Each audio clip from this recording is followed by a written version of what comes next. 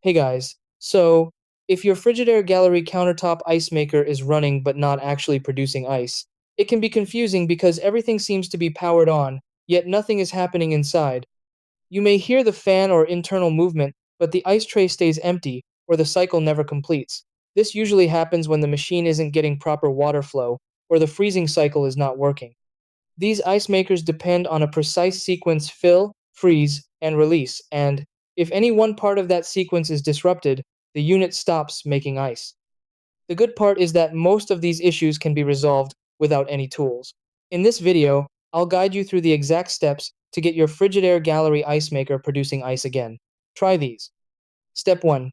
Fully turn off the ice maker and unplug it for a full reset. Step 2. Empty and refill the water reservoir with clean water.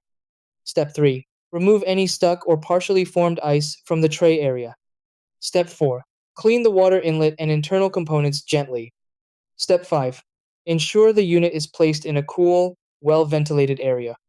Step 6. Plug it back in and allow a full cycle to complete.